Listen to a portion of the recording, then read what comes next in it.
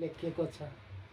उसमा श्रीमद् भागवत महापुराणको 11 स्कन्ध हेर्नुहोस्, यसमा पनि एकदम उसमा ज्ञानहरूको चाहिँ रहस्य एकदम राम्रोसँग लेखेको छ। त्यहाँ कि स्पष्टसँग लेखेको छ। त्यहाँ हामीले चाहिँ यो उसमा 11 उपनिषद छन्।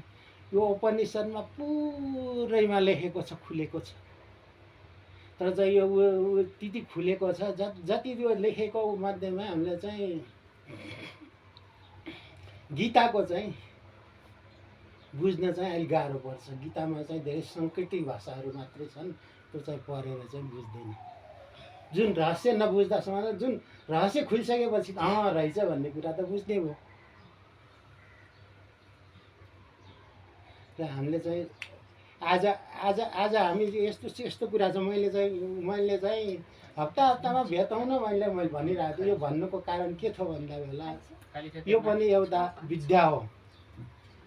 आज यो विद्यालाई के भनेको थियो भने, यही कुरा गर्दा बेला चाहिँ एउटा चाहिँ ऊ थियो, एउटा चाहिँ त्यहाँनिर हाम्रो तकरिबन यिनीहरू चाहिँ 100 साल पछि नै बित्यो होला नि। त्यहाँनिर एउटा प्रभु बलि भन्थे, तिनले के भन्थे नि, यो विद्या भन्ने चिज यस्तो हो अरे कि 9 दिन परेन भनेपछि त नौलो हुन्छ अरे कि, 20 दिन परेन भने बिर्सिन्छ अरे कि, 30 दिन पनि त हेरेन भनेपछि त देहदान तर्सिन्छ अरे कि त्यहाँनिर। भनेपछि यो यस्तो चिज हो कि जुन हाम्रो विद्या ज्ञान छ नि, सबैले चाहिँ भित्र एकै ठाउँ बसेर कोसिस गरिराखेको छ भन्ने कुरा त त्यहाँनिर थाहा छैन।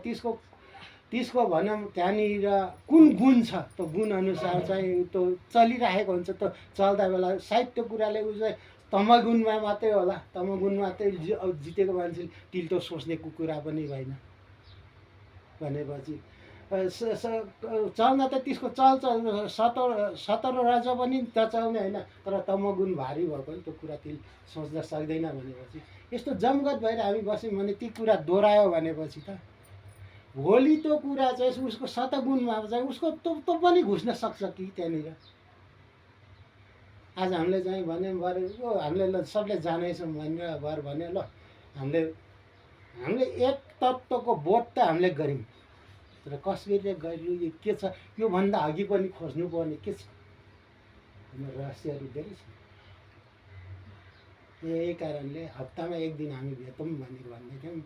भेट हुने भन्दा बेला अब सबैको समय पनि त्यस्तै हुने नमिल्ने गर्दा बेला हामीले चाहिँ किताबहरू लगेर आफूले कुन चाहिएको कुराहरू सोध्ने, एक अर्कोमा आदान प्रदान गर्ने, यही नै गरिदिन्थ्यो। हस् त परम पिता